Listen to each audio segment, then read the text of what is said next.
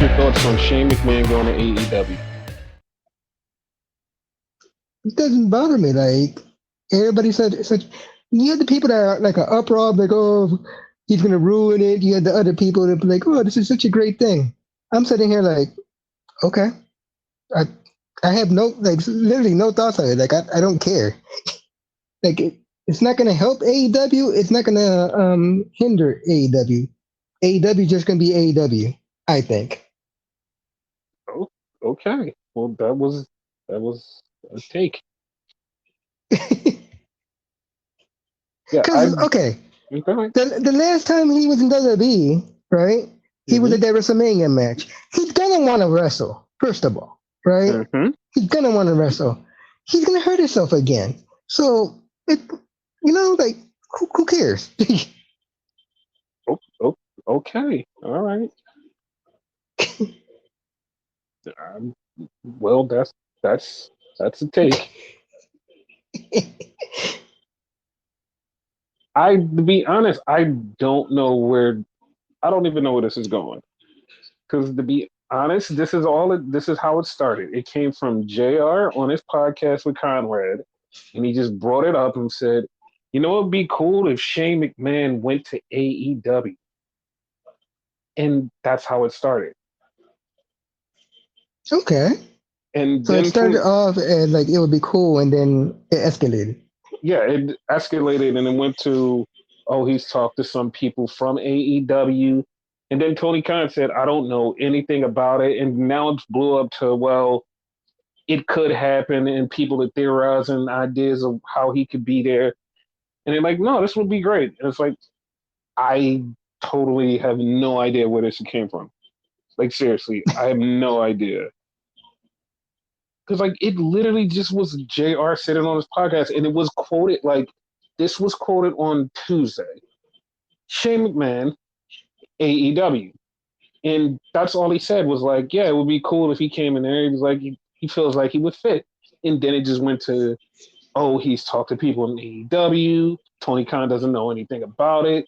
It would be cool. And then everybody just started running off with theories. And I'm like, this just came from something on a podcast. Like there was nothing more to it. It just came from a podcast when he was just talking. I'm like, okay, that's it. That part there is weird though, because Tony seems to know everything, and like for him not to know this, it's like okay. But that's usually the thing that someone says when they're like, no, no, no, no, I don't know nothing about it. When it's like, oh, I'm trying to hide the fact I know something about it. But that's true too. So like to me, like I'm not taking any stock to it because it just snowballed from all of a sudden JR said it to oh it could happen and then it just like started rolling from there and it's like oh, okay, that's why I'm not putting any stock into it. Like if there was like more substantial anything then like I'd be like you know what this could happen but JR just said it randomly and it's like oh Shane McMahon could be in AEW and it just went from there. So Hmm. yeah, that that's all it was. Like it literally was just JR said it and that's where it went. And I was like, oh, okay. Like if he shows up, he could do something, be with the elite or something. It's like to be honest, it just not because of Shane McMahon and AEW, it would be weird. It just would be weird because like I've been saying this for the longest time and like nobody fucking believes me until now. When AEW started, they were going to be the counter to WWE. And you bring in Shane McMahon is literally just doing WWE shit in AEW. And I swear to God, somebody's going to be like, oh my God, it's the coolest thing ever. And it's like, you're just doing WWE shit in AEW. That's AEW is supposed to be the counter to this. That's the problem. And like, Yes. people just like, they forget that that's the thing. They're like, nope, this is the greatest wrestling. It's like, yeah, but look at some of the dumb shit that they're doing, just like WWE. And they're like, well, but it's still good in ring. Yes, there's a lot of good in ring, but it's a lot of WWE bullshit that's wrapped into it. And it's like I don't get it. I don't get it, but whatever. Tribalism. Like you can notch it up to that. It basically is because like every time someone has a criticism of AEW, it's oh you hate AEW, you want AEW to die, you're this and that, and it's like, and the funny thing is, it's so much of this toxic AEW and toxic tribalism, but it doesn't reflect in the numbers. So it bothers me. It's like it doesn't reflect in the numbers. Like when it comes to all of the numbers that they need, and this is I know that like we don't usually get into this shit, but like for the way that people talk and the way that they get angry and like super defend AEW, it just doesn't reflect in the numbers. Not saying it's a bad show or anything, it's just it doesn't reflect. It doesn't math. Yeah, I'm just not there for it. So it started off AEW Rampage with Commander, and I forgot who his partner was. Oh, it was Grand Metalik. Metalik. Yeah, Yeah. and they fought Private Party, and this was a good match, but not like a real good match. I'm just gonna say it was a good match. But like while I'm watching this match, it was like, what the hell happened to Private Party? Like they were so good, and ever since Quinn got injured, like they haven't put it back together and became like the tag team they were supposed to be. And it bothers me. Part of me feel like they're checked out. Like they don't care. It's They've been there since day one, and they haven't really got like a significant push. Yeah, it is something about it's just something that feels off. And then Jericho came out and they beat him up, and I was like, that just like it's not working for me. I was like, these guys were good, and then like after the Quinn injury, and then he came back and they still didn't put it together. It was like, all right, we're getting back to normal. It was like, nah, it was a thing. So yeah, that was the thing. So then we had the promo for Ultimo Guerrero. And I love the first thing that everybody did with like the Ultimate Guerrero when they said he was gonna face Okada. Like they were like, I don't know nothing about Ultimo Guerrero. He works in CMLL. I have no idea. But him versus Okada is gonna be great because it'll be a first time and it'll be a clash of styles. And the first thing like I do, because I'm me and I'm a fucking weirdo, I look at the comments and I'm like, is one person gonna say the thing that I want them to say? In the whole entire comment section, nobody said anything. Nobody said anything. They're just going on, oh my God, this will be such a great match, blah, blah, blah, yada, yada, yada. So I'm just looking, I'm like, there's something there that you guys should just say right now that would just blow this whole conversation out of the water. Everybody go, what? No one said anything. 3 days went by. They put the video package on Rampage. And I'm watching the video package and I'm screaming at the TV because I'm waiting for this moment. I'm like, you have to say the thing. Please say the thing so at least these people will know. Please say the thing. And by the end of it, they goes, oh, Ultimo Guerrero was one of the people who trained Okada. And I saw this blow up online and everybody's going, what? He trained Okada? Wow, I didn't know Okada went to Mexico. What? And I'm like, what? Like, what? And I'm not saying this because like I'm a super nerdy person, but there was a long time in fucking New Japan when we would do Fantastomania and other crossovers with CMLL, they would always bring it up. They would always bring up that Ultimo Guerrero was one of Okada's trainers when he went on fucking excursion. And it was like, there it is. Like, just say that. Just nope. No one said it. That's funny because I even knew that, and my knowledge of that is very scarce. But I knew that. Yeah, and it's just like it just weirded me out. Like everybody was saying, and the funny part was like, I'm not gonna call him out by name, but it was a wrestling journalist that was on his podcast. Goes, oh, he was like, this will be the first time that Okada's facing Ultimo Guerrero. Oh, this would be great. It's like a clash of styles. And I'm just like, you claim like you just love you like, I love the AEW style. I love everything about AEW. They're so great, and just sing the praises of AEW all the time. And it's like, you have no idea anything about Okada in nothing. All you know, he wrestled in New Japan, and hey, he had a few matches, whatever. You don't know shit about Okada. Just, like, and that bothered me. It was like, you don't know shit, but you're just like screaming for this company and just like, I love this company. Well, you should know the backstory of all the wrestlers. And then as soon as somebody points it out, they go, well, I don't need to know it. Like, that's AEW's job to put out the video packages. And it's like, yes, but also if you're a fan of that person, you should be like, oh, I'm studied up on this person. I know stuff about him. Instead of when the company just goes, oh, it's this. Because, like, there was something that happened in WWE that literally was one of the things where I'm like, are you serious? Like, you have no knowledge of this? And we'll get to that later. But that Okada thing fucking pissed me off because I hate when people act like, oh, I'm so holier than now wrestling fans, and this is my wrestling, and this is this. And as soon as somebody criticizes AEW, it's a problem. But when the wrestlers are in AEW, you don't know shit about them. It's like, all right, whatever, dude. That's it. I'm going to get down off my soapbox and we're going to move on. Okay? So then we had Phoenix versus, I want to say it was Anthony Hendry. I wasn't even paying attention. This shit was like 3 minutes. It was fucking 3 minutes. Phoenix won. That's it. It's all good. It's over. Yeah. I think it was Anthony Henry, actually. Yeah, because from the Workhorsemen, right? Yeah. Yeah.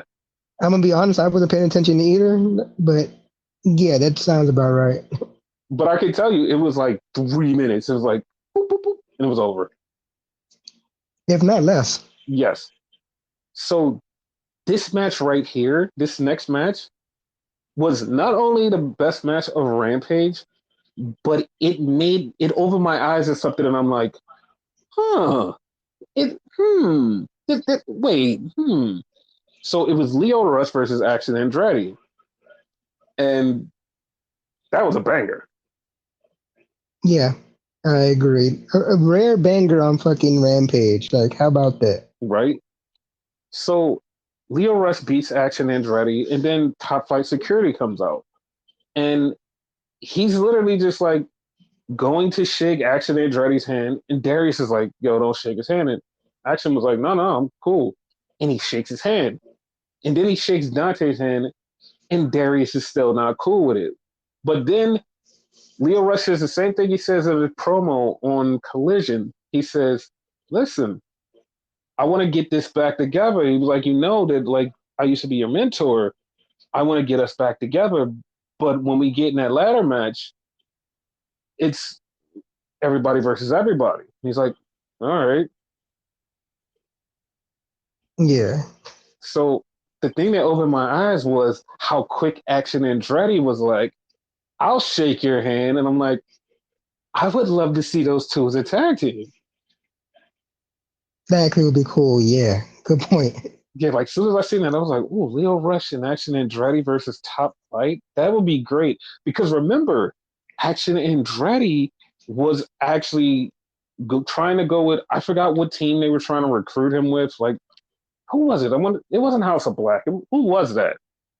It was like another trio team. Shane Taylor Promotion. It was Shane Taylor Promotion that wanted him. Yeah. And he was looking like he was going to go with them. But now we have Lio Rush, and it's like, he might wind up with Lio Rush and go against Top Flight Security. I see it breaking down to like everybody from Top Flight Security leaves Darius. And Darius is just like the angry one, but everybody else is like going with Lio Rush. And then it's going to turn around that Lio Rush is the bad guy. And Darius was a good guy the whole time because he didn't trust him. That's going to be the story. Hear me out? Because like I actually told you to remind me of this, and I just remembered whenever I actually was going to say during the Collision thing, but since we're on it, I actually see it the other way around. Okay. I actually see, like, because, like, you watch it, it's obvious that Darius doesn't trust him or Mm-hmm. whatever. Like, he says he's cool. I'm like, yeah, whatever, I'm cool with you, whatever. But I think he's the one that's going to wind up being with fucking Leo and leave the other two. Okay. Yeah. Like, cause he can be, remember, like, as you said, fucking Dante and Leo was a thing when Darius was injured. He probably still has some resentment over that shit. Mm-hmm. True. Yeah, so that's why. Like, he probably be like, "Fuck Dante." Like, you're gonna, like, you went with him first. Now I'm gonna go with him. You know what's gonna piss both of us off? If you wind up being Andretti, No, no, no. I Not mean even Dante. that. Not even that. If they just drop this story completely and none of this shit goes anywhere, I will be pissed, and I know you will be pissed. It's like you have a perfect story right there, 100%. and you just drop it. I will be so pissed, No, dude. you know it'd be even worse. What? We get mad because they dropped it, right? Mm-hmm. And then 2 years later, we're back on it. That's the AEW way, baby. Forget about a story, bring it up way years later. Wow. Julia Hart, anybody? Oh yeah, yeah. And how long did it take fucking Sky Blue to turn? Like the fuck, Yeah, yeah. I'm still waiting for Willow to fucking turn. right? It's just, I guess it's long term storytelling. I guess. I guess. But damn, that's too fucking long. Right. So then we had Shingo Takagi versus AR Fox, and I once again love some of the people that go, "Oh my god, it's gonna be Shingo versus Bryan Danielson," which I am fucking hyped for. They go, "Oh my god, it's Shingo versus Bryan Danielson." It's like, and people are going, "Oh, that's a dream match," and I'm like, it technically is a dream match because Bryan said he wanted to face him again. So it's technically because he said he wanted to face him again. Yes. And the funny part is people were playing the clips online of Shingo versus Bryan. And somebody literally went, wait a minute, they wrestled before? And I'm like, dude, like, that's not even, like, the bad part is, like, that's not even the first time that, like, this was mentioned. It was literally mentioned on AEW television, like, when he was going against Okada. Because he literally was talking about who he wanted to wrestle. And he was like, yeah, he was like, me and Shingo wrestled before. And he's like, I want to wrestle him again and see what's going, like how he evolved because I evolved. And it's like, yeah, he literally said that. And people were so surprised. I'm like, okay, guys. That shows you how much people pay attention to this shit. Yeah, and it's like, I don't understand because, like, when they complain about stuff and then, like, they'll complain about WWE not knowing shit. And it's like, yeah, like, because before they never really gave a fuck about explaining the story. Now they do.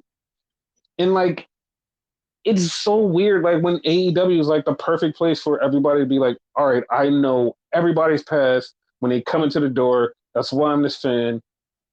And it's like, it's not even just the casual AEW fans. It's like the hardcore AEW fans is like, yeah, I have no idea who these people are.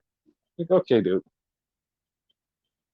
And that's funny because all that you talked about right there is actually pure wrestling, not sports entertainment or any of that stuff.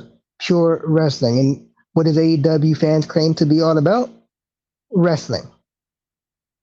Exactly. And I know people are sitting there like, oh my God, they're shitting on AEW. Listen, I listen to so many supposedly unbiased wrestling journalist podcasts, and they literally will go, oh, let's talk about WWE. Spend 10 minutes on WWE and spend an hour on AEW because they're like, oh, this is what I like. I like this style. You know, the WWE, and every time they say something about WWE, they take a shot. I'm not defending WWE because, oh, it's like the greatest wrestling of all, because my favorite wrestling is New Japan. Point blank. Yeah. There are some good things in WWE. That's the reason I'm defending WWE because some good things in WWE. It's not even bad anymore. It's actually really fucking good. And the way they shit on it and act like AEW is a superior project with no flaws, it's like, these are the flaws. We've been saying it since day one. These are the flaws. Look at the flaws, fix it.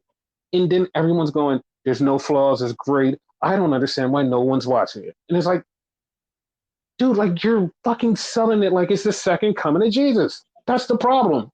Like, it's the people who defend it turn me off on, oh, I want to defend it too. I'm not shitting on a product. I'm just pointing out the shit that I just don't like. We literally just sat here and booked fucking Leo Rush and Darius Martin storyline. Like, if we Yeah, didn't, like, that's if a we good didn't, one. yeah, if we didn't like it, we'd be like, ah, fuck it, like all the shit sucks. We're literally finding shit where we're like, oh, we enjoy this, we like this. I even say every week, Collision is my favorite wrestling show because it's nothing but pure wrestling on that show. Like none of the dumbass gimmicks. It's pure wrestling on that show. So I like Collision. I say that every week. It's my favorite show. But sometimes you got to point out some of the shit that AEW does and the way people defend it. Like you shouldn't. You shouldn't do it. Yeah. So back to Rampage. So we have in an Owen Hart tournament, Willow versus Serena Deebs. And the fucked up thing about this was they were in Serena Deeb's hometown and she had to lose to Willow. Like I was mad about that. It's not because I don't like Serena Deebs, I'm not a fan of hers. But like I was like, damn, like you're in your hometown and you're gonna lose. That sucks. I honestly would have booked her to win. Here's why, right? Mm-hmm. She did a promo on Dynamite talking about how she's going to beat Chris Statlander's ass and whatever, right? Mm-hmm. Chris should have been prepared for that shit because Chris does not want to face her, right? Mm-hmm. And cost her the match. Therefore, furthering that storyline, right? And then when it's time for Chris's like next round match, fucking Willow cost her. Then when they have a match, they could have I don't know, like a last woman standing match or something big like that, because they're good at those matches. They've done a lot of tag team matches with that shit. Dude, I was thinking the same thing because like their first match since their breakup, I wouldn't have had it in the tournament. Like we knew that it was gonna be in the tournament, but I wouldn't have had it in the tournament because I'm like, okay, you're gonna do it in the tournament. It only means something in the tournament, but you two have a blood feud that you two should be fighting over, and you're just like, nah, fuck it. Like we're gonna put it in a tournament. It's like, but I want to see them wrestle just like in a straight up blood feud match. Yep. What they call it, lights out. Yeah, like, but they're in the tournament because I kind of knew that like once they were in the brackets, I'm like, oh, they're gonna do it this way. I don't want to see it, but And the I funny was part, hoping like she would lose, and mind you, I like Willow, but I was just hoping she would lose for the storyline. yeah, for the storyline, it would have been so much better.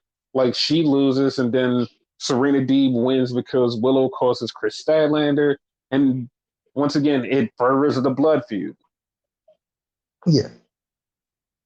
But now they're just gonna have a match on a Dynamite or something, and it's just gonna get killed.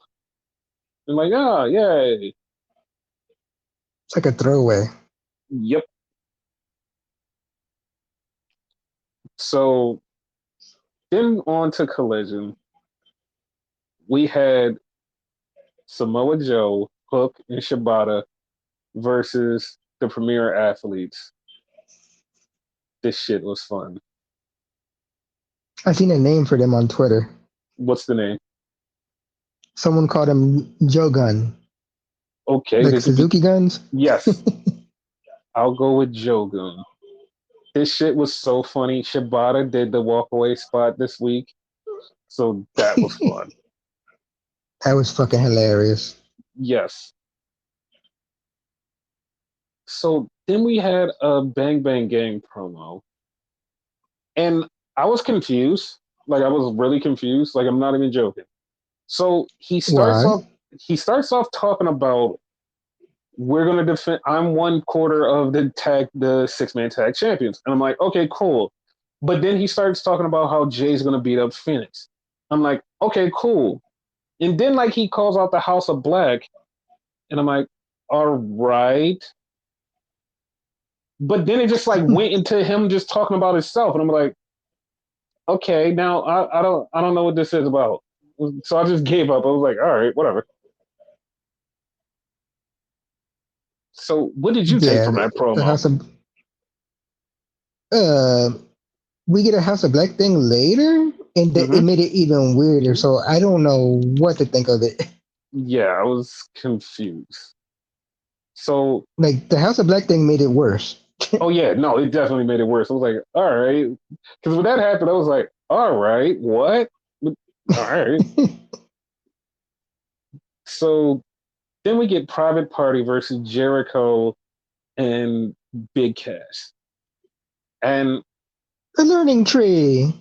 listen, there's this meme on fucking Twitter. There's this meme on Twitter, and Uh-huh. there's this meme, and every time they say, "Show me somebody with no aura," and they would like post different wrestlers. Literally, that's Big Cass. I was watching this and looking at Big Cass and going, "There's nothing about you except you're tall. That's it. Like you have no fucking aura. Like you're just tall." But remember, you can't teach that. That's the only thing. Like you can't teach being tall. Like I was fucking watching this and I'm like, Cass has nothing but tallness. And And he tried to be funny, but like I didn't find any of it funny. You know, I'm like a fan of comedy and shit like that. I didn't like any of it. yeah, he wasn't good. And then they almost beat Jericho, but Brian Keith helped them with the brass knuckles, and Jericho and company won. So You notice they all have like tree type names, like fucking Kaz is the fucking Redwood, Redwood, hmm and like Brian Keefe is the Bad Apple. yeah. And I was like, all right, I don't care about this. And then 5 seconds later, they made me care about this because Joe Goon showed up and they beat the shit out of him. And I don't know if he really, like, this is what made it bad. Shibata did the arm thing like Shayna Baszler does. Like, that's the easiest way to explain it. And he did it Yeah, the to arm snap. Brian. Yeah, he did it to Brian Keefe. And Brian Keefe, the whole time they're cutting this promo, is on the outside with the doctors, holding his wrist with a towel around his arm, acting like his arm is really fucked up. I'm like, if this guy isn't really fucked up, he he's great. He's great at fucking selling. Because I brought in, I was like, oh my god, he broke his arm. I was like, I know he couldn't have broke his arm. Like Shibata's not that evil to break somebody's arm, but like he was selling the shit out of it. I'm gonna say he was selling it because like Joe pointed it out. Because like he said he first of all he challenged the learning tree to a match like 6-man tag and whatever. He was like, y'all, if you could get another partner or whatever. So he's alluding to the fact he's injured. Yeah. So that match is going to be at Forbidden Door next Sunday. Yeah. So I was like, all right.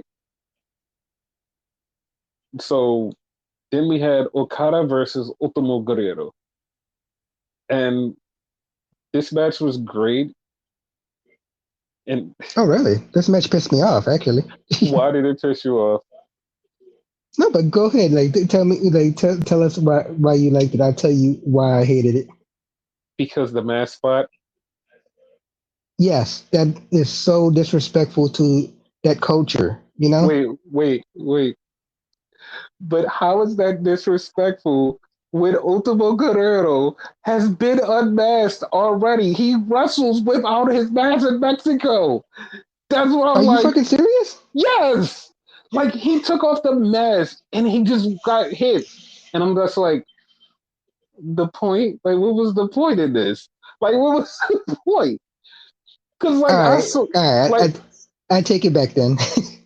I saw like five people online go, "Oh my god, they took off his mask," and then I saw 30 people go, "But we know what he looks like. This isn't new."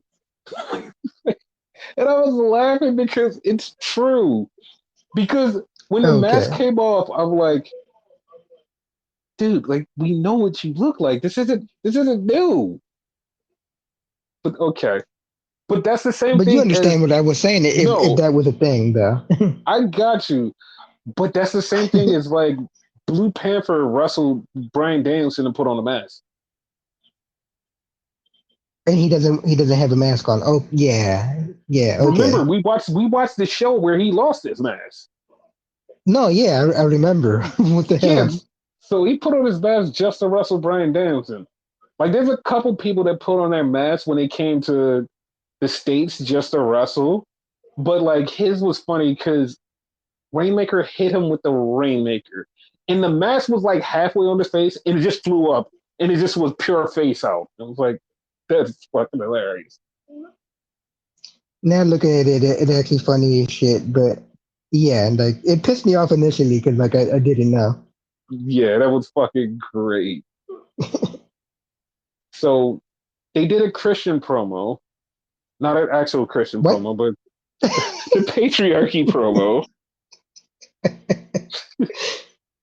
So they're talking about they want the 6-person tag champions. And we're like, okay. And then we go to Titty City. What the hell are their names? What the name of the team? Savage, they're called Savage Sauce. Savage Sauce. What the fuck? Yes. So Christian goes up and does commentary while the other two go in and wrestle the match. And after they get beat down enough, Christian comes out and takes the pin. So basically, for most of it, it was a fucking 3-on-2 thing. Yes. And I love how Christian is such an asshole. Like it gets worse and worse each week. He's more and more of an asshole.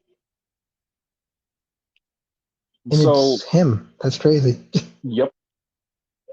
So then we get a recap of something that happened the night before, which I didn't think they were going to show on Collision because it happened the night before and Collision was taped last week. But Mercedes went down to CMLL and showed up and confronted Stephanie Vacure. That's crazy. Yeah, it The was it fact that they was showed it because it was taped. yeah. Like I didn't expect it, but yep, that happened. So then we get Toni times two, Mariah May and Toni Storm, and they come out and they face Lady Frost and Layla Hirsch. Nothing against Layla Hirsch. Nothing against Layla Hirsch. But Lady Frost carried that whole fucking team. Pretty She much. carried. Like when she was in there against both of them, she carried. She fucking carried. Nothing against Layla I, Hirsch. Mm-hmm. I was a little bit upset about that because, like, let's be honest, all intents and purposes, seeing where they're going with this, Mm-hmm. that was supposed to be a fucking squash match, right? Mm-hmm. But fucking Lady Frost fucking like beat both their ass at one point. Yeah, she was so fucking good. And then she hit her finisher, but Toni got in between Mariah May and the finisher, and she saved them, and that's how they won. Yeah, So that was good, but Lady Frost was great. She was great. a little too great. Like it should have been a fucking squash. Yep. And then Serena Deebs, I don't even know what she was talking about. I have no idea what she was talking about. Did you catch anything she said? Uh, from what I gather, she did an open challenge because like she basically feels like a loser, or whatever now. Because like yeah, she has a losing streak and she wants to be like prove to everybody she's actually the professor and yada yada yada. Listen, the only way that I see this being actually fun is if Britt Baker or Jamie Hayter comes back. That's the only way I'm like, okay, I'll accept this. Anybody else versus Serena Deeb is just like, I don't give a shit. Like that'll be the only way I'll be like, you know what? I fucking love this. Other than that, I don't see it. And I don't think Britt is going to come back, and I don't think Jamie's coming back anytime soon. So I don't know who it is because it's not going to be Mercedes or Toni. So it's not the champions. You're not going into the championship thing. You're not in the tournament. You're not doing anything significant. You're just going up against a random woman. I don't even know who the random woman is that I would even put in a feud with you because every woman that's in a feud is fucking doing great. So I wouldn't want to put them with you. Like, so there's nothing there. Counterpoint, because Britt and or Jamie would be awesome, right? Yes. But what if it was a brand new debut? Because like you said, everybody's booked, so it has to be one or the other. Okay, the only new debut that I know that is kind of signed to AEW is Camille. That's the only one. Yeah. Other than that, and I wouldn't even be like super like, oh yeah, Camille's here, because she's just going up against Serena Deeb, and the storyline is not going anywhere. So that's true, though. That's why I would be like, I like no matter who it is, I feel like it doesn't even matter. She's losing anyway. Yeah, because like this, like her storyline is like literally she can't even be part of any other storyline because it doesn't matter, and like nobody else is out there that has no storyline. Every woman is locked up into something. Like, what are they gonna bring? Hikaru Shida, and it's just gonna be like, oh, Shida beats Serena Deeb. Okay, neither one of them have a. I mean, Julia's injured, so I don't know if she's coming back from the injury yet. But if it was her, it would make sense too, because it's like, all right, at least we have the whole like some kind of a story. Like with Serena Deeb just losing to some random person, it's no story, and everybody else is locked up. Every cool person is locked up in the story. How about that? Yep. Yeah, I'm with you on that. So then we had the Kings of the Black Throne, and they came out and beat up some dudes. And you tell me what the promo was. Did they say that, by the way? Did they say like Black Throne? No, that's their tag team name on the Indies. So no, I know. No, they didn't say it. They kind of alluded at it like jokingly around saying it, but go ahead. Cool. So like this promo, like what was the guy's name from Ring of Honor? Riccaboni? Ian Riccaboni, right? He shows up and asks him about Buddy Matthews. I almost called him Buddy Murphy by accident. And like, how do you feel about it? Fucking Malachi says that's such a human question. Fucking Brody is like, we don't care. Wow. So there's only two of you then. So that makes the fucking juice thing even weirder because you're challenging them, but there's only two of them. Okay. So I want to just randomly pitch this. What if they had another member, another random guy, just some random dude that fit with them? But also, I don't know who would fit with them. That's that's my next question. Because technically, Buddy didn't really fit with them either. I mean, he did because of past gimmicks, like him being the disciple. Yeah. That's the only reason, you know? But instead of being a fucking disciple of quote unquote good, whatever, because they have the whole church thing, now he's a disciple of evil. I mean, yeah, so I don't know who the fuck they could get, but they need to get somebody so they can do their 6-man thing.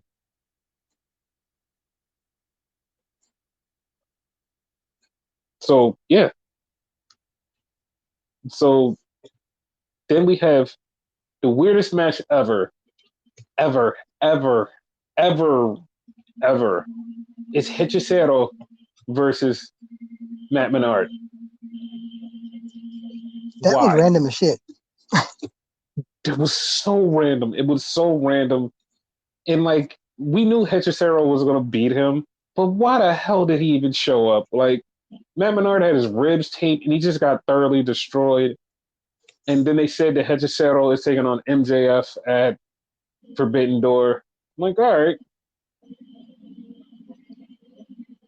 Didn't they been announced that though? Like they announced it like it hasn't been announced. No, they just announced it. But here's the thing. I have to ask this question still, because we ask this question every time. You ready? Okay. Why the fuck is he with the Gates of Agony? Why? I, Why? I don't know. Like what the fuck? Like he's so fucking cool. It makes no fucking sense. It's like we take the coolest character and sticking them with the suckiest characters, and that's how it works. I'm like, that sucks. Maybe so you could have a second Latino in there? Cause I forget his name, but the bigger one, like Yep. he's half Puerto Rican. I mean, I guess we could go with that. Like he But talks like perfect Spanish. Like the thing with Swerve, he was talking to mm-hmm. Nana like "por tu culpa, Nana," which means it's your fault. Okay, so I'll go with that. I'll go with that one. But it's just Yeah, the weirdest combination. So then we had the promo that we talked about on the podcast about why Jeff Jarrett should be in the Owen Hart tournament. they just announced him. Did it hit you in the feels? Did it hit you in the feels when he started talking about Owen and how he still keeps in touch with the kids, keeps in touch with Oj and the daughter? I don't know the daughter's name, by the way.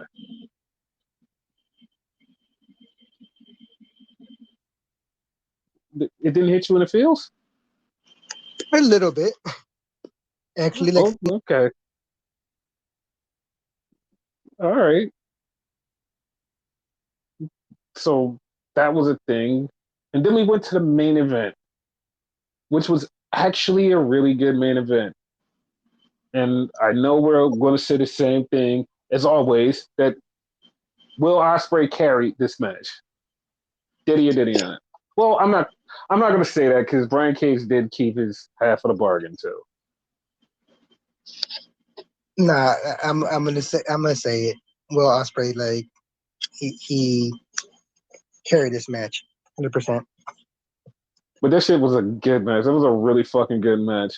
Like Brian Cage lost, but like Will did a counter off of a like what was it going to be? A Samoan driver off the top rope. He countered it into a Hurricanrana, and that was cool.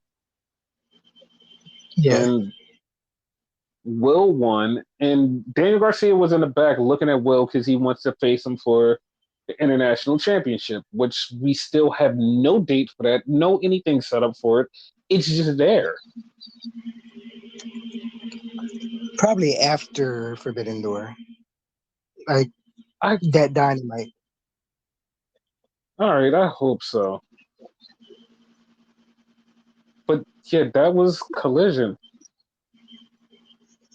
and that was a thing. So Yeah, a few weeks ago, everybody was talking about how great Tony Khan is, how great he is. About he can unite all of the realms because he got Triple A to work with CMLL on a fucking AEW show, and they hate each other and they would never work together again. And everybody was reporting on it. Come to find out, Triple A had no idea that CMLL people was going to be on the show. And it was like, we didn't know that was going to happen, and we're kind of mad about it. And it was like, we don't want anything to be AAA in Forbidden Door. And everybody was like, okay, cool. But then it comes out from some reputable source that AAA called up WWE and was like, hey, remember that favor we did for you guys when Dragon Lee was coming up and we let him beat FTR and he was a new tag team champions? Remember that favor? You remember that? Yeah, like, what's up if we work together? And WWE is like, you know what? We could. You know what? We might do that. So WWE is going to try to work with AAA. That's awesome. Yeah, is this is getting so weird. Like this is so fucking weird. Like everything that WWE is doing, it's so weird because it's like, all right, they're working with other promotions. That's unheard of.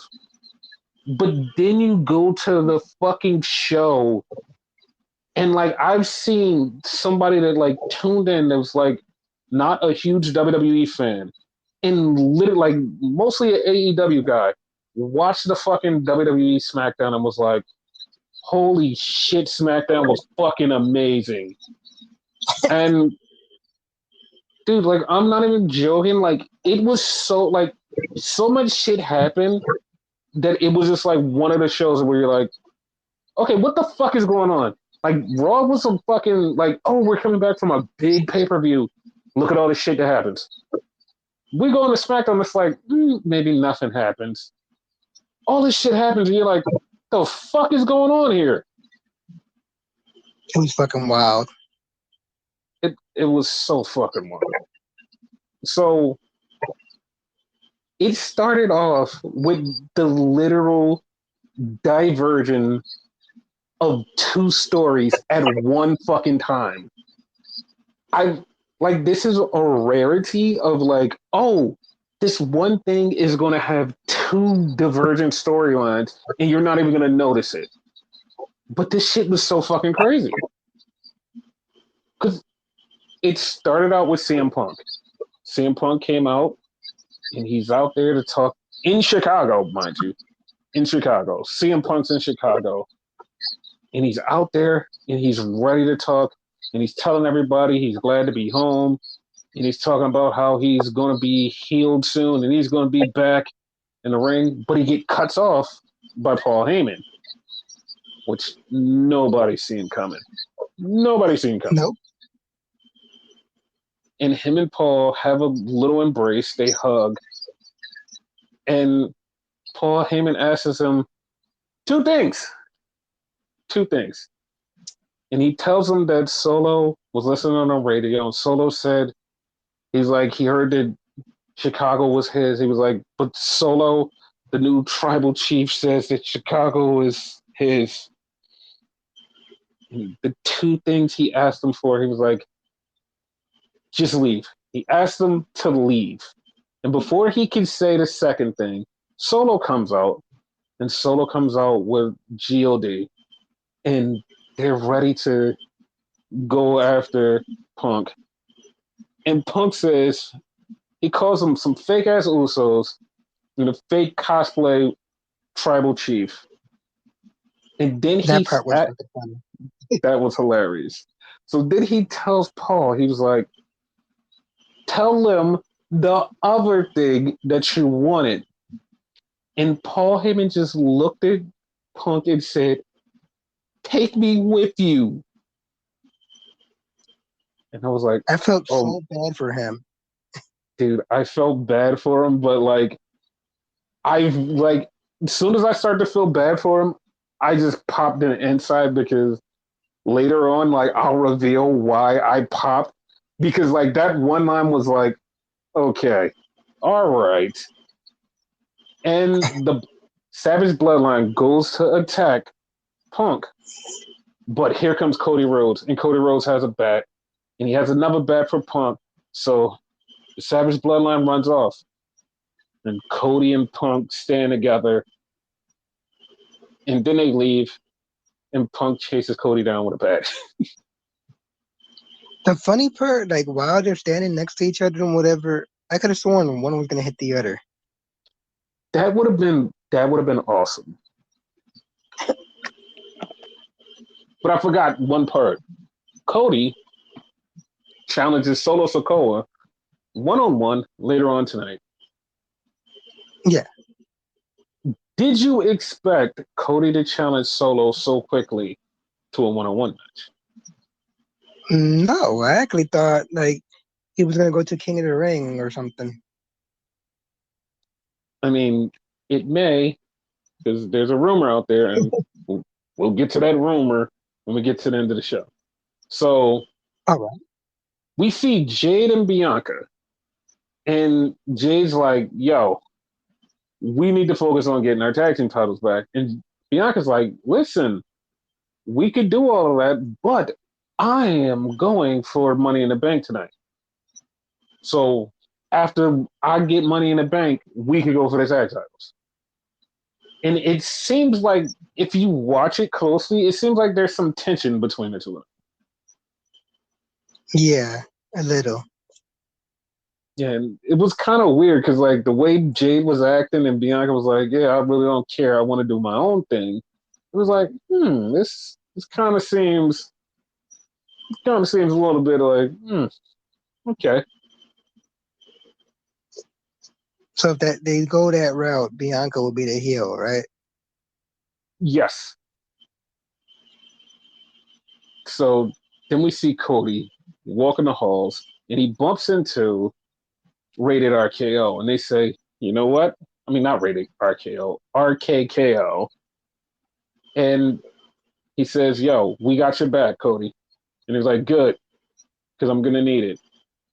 So this starts something hilarious because this started online, and like when I seen it, I was like, "You know what? This is true." We come back, we're in a triple threat match. It's Chelsea Green, Mia Yim, and Bianca Belair. But Chelsea or Mia didn't get an entrance. They got the jobber entrance. And I even called that out. yes, yes. And the winner of the match is Chelsea Green, the person who didn't even get an entrance. And it was like, that's crazy. And like, nobody seen that coming, but hey, it is what it is.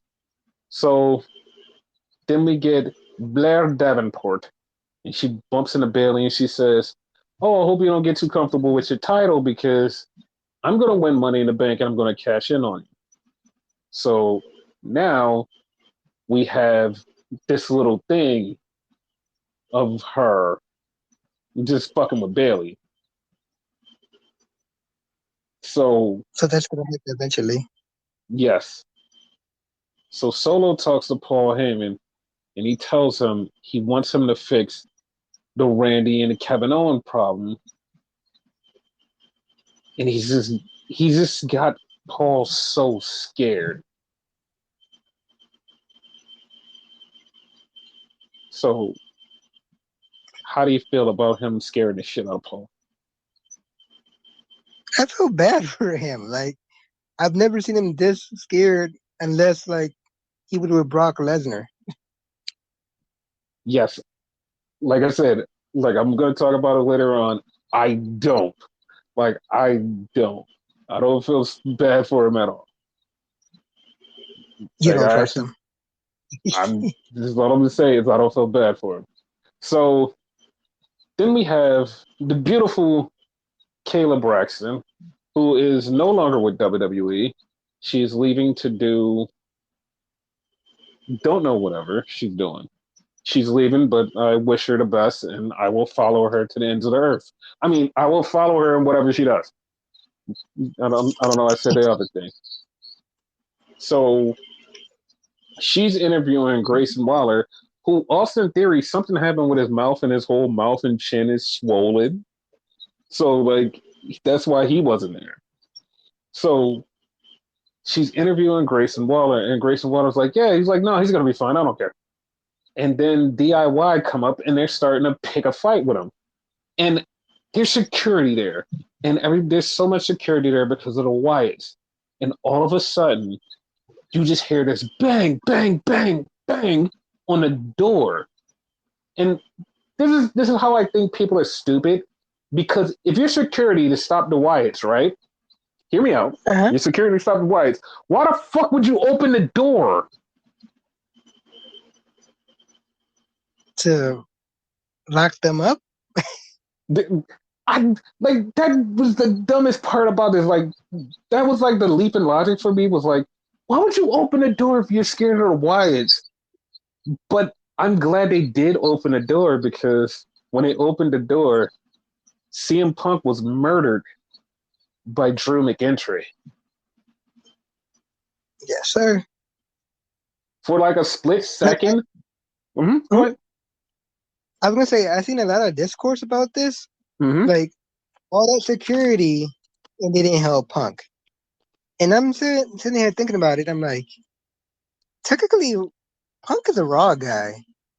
They're only there to like secure the SmackDown people, and technically, Drew doesn't work there at all because he quit. So Exactly. But they were there mainly for the Wyatts.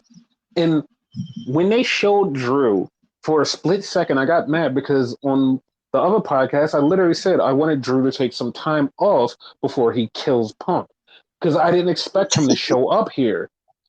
But the way he murdered Punk, like, I mean, he murdered Punk.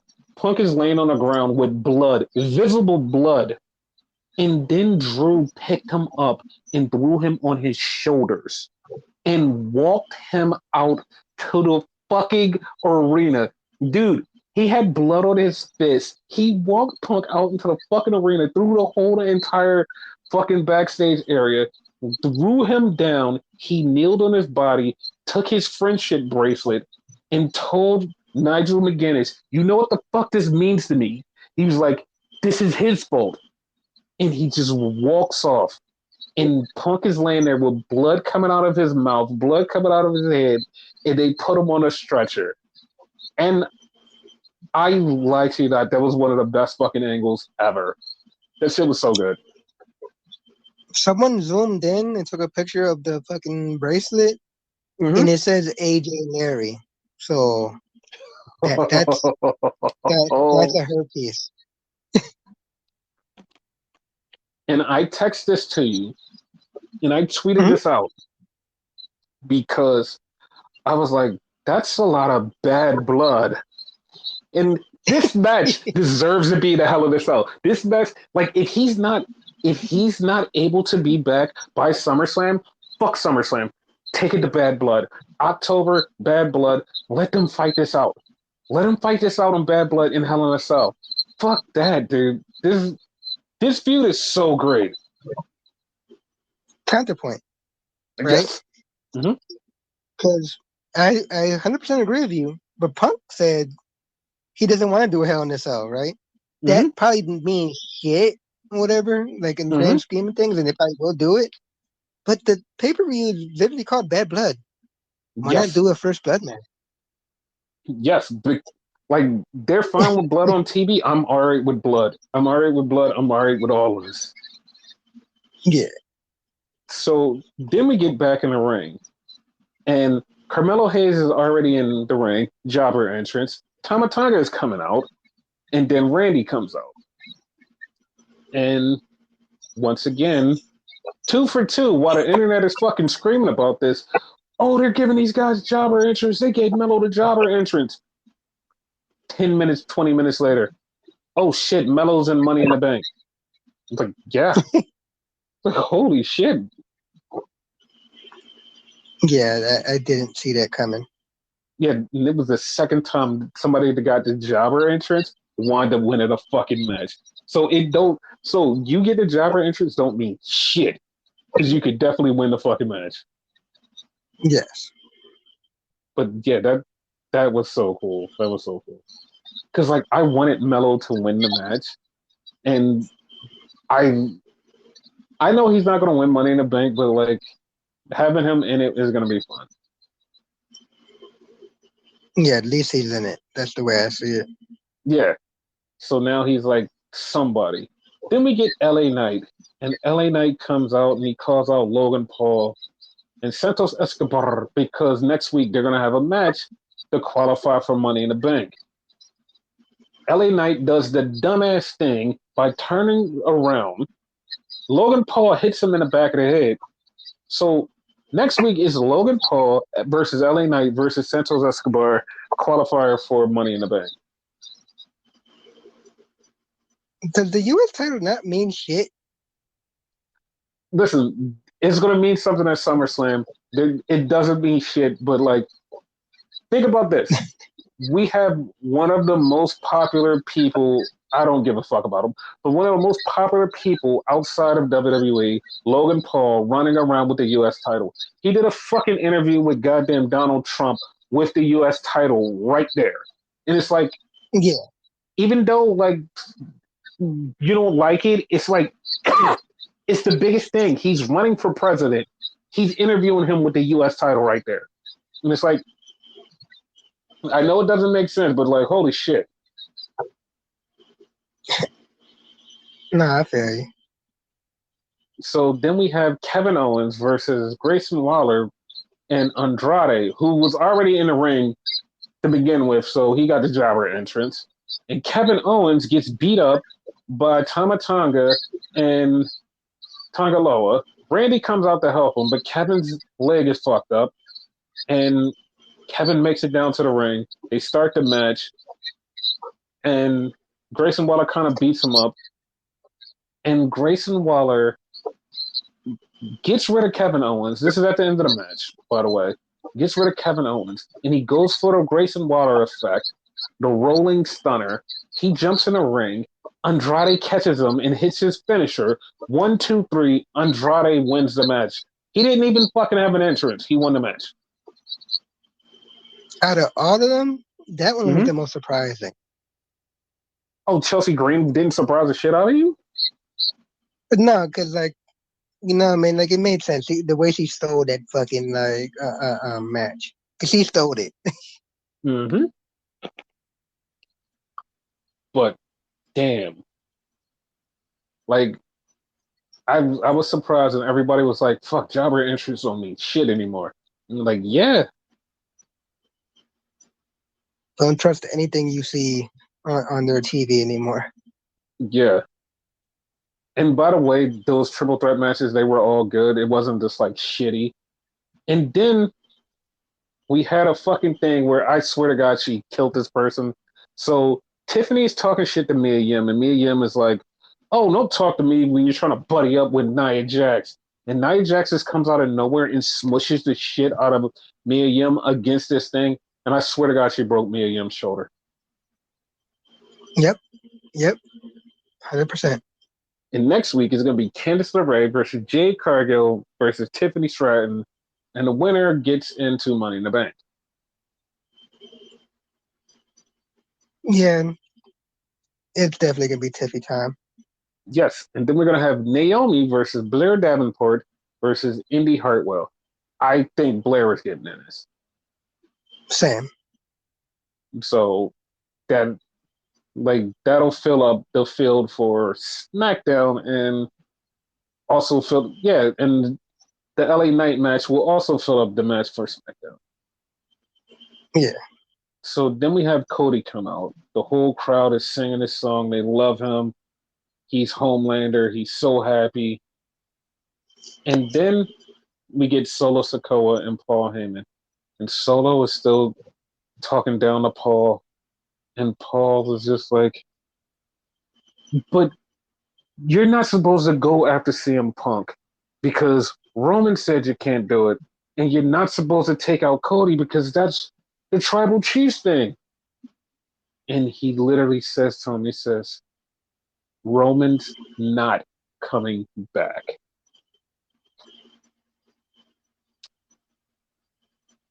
What's your speculation on that? I'm going to finish the show and then I'm going to tell you the speculations because it's not even speculation. It's like what's happening. So that was great. So we had Solo versus Cody and they're having this match. And then God gets in. And then Randy and Kevin come out to help Cody. And they corner Solo and he's big enough. And he's like, no, don't. Please. He puts his head down. Then he slowly puts his head up and smiles. And the Samoan werewolf shows up. Brother. When I fucking jumped out of my fucking seat to see Jacob Fatu show up, holy shit. This man, yo, I swear to God, we just watched him like 2 weeks ago, and he literally was not as skinny as he is. Like, I'm just about to say, like, it took me a second to figure out it was him. dude, he was. And the funny thing was, Corey Graves literally goes, "The rumors are true. It's Jacob Fatu. He's here." And he's like, "Oh, so they're not gonna change his name." So Jacob beat the shit out of Randy. He beat the shit out of Kevin. He speared Randy through the fucking barricade. He fucked him up. Then he put Cody Rhodes on the announce table and he jumped off of the top rope, smashed the shit out of Cody Rhodes, and got up. And then when he got in the ring with God and Solo. Solo's putting up his ones. Jacob put up his one. Tama puts up his one, but Tonga Loa scarily looks at. He's looking at Jacob Fatu like, what the fuck? And he scarily puts up the one. He's scared of him. Yeah, he's gonna wind up being the most savage one. Yes. So, listen, shout out to Mhm. people who don't know because there was another podcast by Post Wrestling. They cleared it up after they got it, but they literally was just they had no idea when they called him the werewolf. They was like, "Oh, he's gonna be a werewolf." And it's like, guys, like somebody in the chat had to tell them that he is the Samoan werewolf. And speaking of Samoan werewolves, he literally came out wearing his own fucking t-shirt. Yeah, I noticed that after the fact. Yeah, he came up with his own fucking Samoan werewolf t-shirt. So Fucking crazy. So Jay Uso responds, because you sent this to me. Jay Uso responded with the eyes because holy shit, like family is here. So then Zilla says, okay. So Zilla is now on his way. Also, Hikuleo is also on his way. So it's a lot of Samoans and Tongans showing up. Yep. So Samoan says Tongan World Order. yes. So with that being said, I think that Hikuleo is going to join the Savage Bloodline. Makes sense. His brothers are there. So Jay, Jimmy are going to get back together, and that's coming real soon. I don't mean in a long time. That's coming real soon. And I'm just prefacing real soon. It's coming real soon. And then they also bring in Zilla. So that's three. It's 3 against 5. That's the math ain't mathing there. The math ain't mathing. So they need 2 more people. I don't know. Listen, I don't know any other Samoans slash Tongans that could help them out. But what I do know is that the tribal chief is coming back really soon. And he's coming back in Money in the Bank. Okay. Because whatever match Solo is going to have with Cody Rhodes, Roman is coming back at Money in the Bank. Because there are some preliminary plans for SummerSlam Roman versus Solo. Okay. And I But don't he's know. still outnumbered though. Yeah, that's what I'm saying. I don't know who the fourth person would be. Like, I don't know who the fourth. Like, the only fourth person that everybody keeps saying is Sammy because Sammy's an honorary Uce. But Mm-hmm. the That's only what I was thinking. but the only reason it doesn't make any sense is because Sammy's on Raw. Sammy's disconnected from everything else. Like Sammy's But completely disconnected from all of the bloodline. I know Jay is on Raw too, but Jay is related to Jimmy, and Jimmy's going to be the one who brings him in. So that is like that's a family affair. Like, that's why I'm kind of baffled. Like, is there one more Samoan slash Tongan out there that's not Zilla that we don't know about? And if there is, whoever the hell that is going to be on that team unless they do the thing that I'm really hoping they do, but I don't think they would do, because if they did it, it would blow everybody's fucking mind. You want to What know? is that?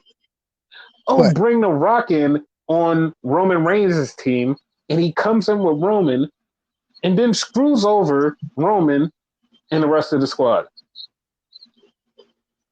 Yeah, you actually pitched that before. Yes. I feel like it's getting closer and closer to happening. It's going to happen. Yeah. Like, I don't know what the fuck is going on, but like, WWE has been fucking doing good shit on Monday and Friday. Like, yeah, it's good on Tuesdays, but this Tuesday's made no sense. Next week, it'll probably get back to normal, but this made no sense. Like, I'm still mad about the Jerron Evans shit. Yeah. They'll probably fix it though. I hope so. I really hope so. But yeah, So, once the mhm, Rock turns on Roman, like if booked right, like you're saying, right? mhm. Um, that's 6-on-4 still, correct? Yeah, but here's the thing, right? I feel Hmm. like the Usos and Roman and Zilla are all going to fucking turn. They're going to break apart the Savage bloodline. They're going to chip away at it piece by piece by piece. And Hmm. once they chip apart them, they're going to get the. It's going to be Roman and Rock, and that's it. Because we're definitely getting God versus the Usos, which I'm fucking ecstatic Of for. course. Yeah. And then we're going to have Jacob Fatu versus Zilla, which is going to be an amazing match. And then once it all starts falling apart, like, what if Solo gets outed by a fucking Rock, and Rock's like, no, I don't want anything to do with you, and gets rid of him, and then he has to come crawling back to the bloodline. And he calls back to the classic bloodline, then it's Solo versus Jacob. And like, it's so much stuff they can do, which is weird. It's like, just like 2 weeks ago, everybody was like, yeah, nah, Bloodline is dead. Bloodline is so rejuvenated that everybody's like, you know what? I'm all in on this. Yeah, same. And we are right now way past the part where the greatest storyline ever, Macho Man versus Hulk Hogan, it has eclipsed it by years. We're still in the Bloodline era. This is insane. And everybody thought it was gonna be over when Roman lost the belt. Nope. Dude, I've seen so many people that was like, oh, the Bloodline sucks, the Bloodline sucks. After last night, everybody was like, holy shit, the Bloodline's great. It was like, yeah, they just needed to inject some new blood into it, and now everybody's happy. Yep. Literally new blood. Yeah, this like this was such a this was such a weird show, because I went into it going, oh, this is going to be a regular SmackDown. We got a murder on the show, and then we got a debut to change the fucking outlook of the whole entire. It just, it just felt, it just felt crazy. It literally felt crazy, and I'm watching everybody literally go, "Holy shit, SmackDown was amazing." Was just, I don't know, like, I don't fucking know. Hopefully they keep their momentum for a while. Yeah, and the funny part is, like, we're going into the summer series where we're going into SummerSlam, and Yeah. that's usually going to be a big thing. And we'll see how this goes. Hopefully, they can keep it up when Roman comes back. Is all over, because everybody's going to be in love because Roman is home. And This is gonna be crazy. I've seen a lot of people upset that he's not like that he's gone. Yeah, and the funny part was a lot of people wanted him gone because it's like, oh, we want Roman gone. And Roman, as soon as he left, the moment he left, everybody's like, we want him back. Even funny part, he actually like did an interview and he actually called that shit. Yeah. And the fact that when Paul is out there and they chant, we want Roman, or Solo's doing something, they just start chanting, we want Roman. And the way that they want him, he literally left as a fucking bad guy. And they just want him back. Like he's the second, Yep. like he is either the first or the second biggest baby face of that company. Like, it's like, what the fuck is going on? I'm gonna say first because like they did it on this SmackDown, and quote unquote the number one Cody Mm-hmm. was in the ring and he still was chanting "We want Roman." So True. True. It's like they have so much hot shit going on right now that it's like I don't understand. Like this isn't the normal WWE. It's like they have like one storyline. Like, all right, we got one storyline that's going on. No, they got the Chad Gable shit. They have the Wyatt shit. They have the Drew McIntyre shit. They have the Bloodline shit. It's just so much shit that's going on. You're like, what the fuck is happening here? to me, this feels like oh my god, I forgot what era it was. I almost said the Attitude Era, but no, the Mm-hmm. Ruthless Aggression era. I want to say right Yeah. where like a bunch of people got sick or whatever, Mm-hmm. and like they had to push a bunch of random people like Matt Hardy and whatever, which wouldn't initially get a push if like all those people were still there. Mm-hmm. That was a thing. That's Cause what like, this feels like storylines everywhere. yeah, and this is really weird. And like I haven't felt like this excited for WWE, like except going into WrestleMania. It's like, oh wow, WrestleMania is gonna be good. We're post WrestleMania where everybody's like, oh, it's gonna kind of suck. And now everybody's like, we need this. We need this more than ever. It's like, oh okay. This is crazy.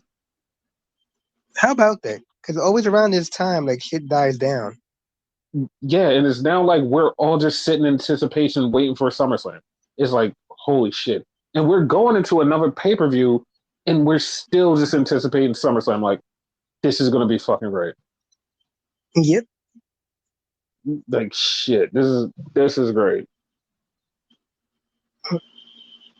But yeah, any last words? We want Roman.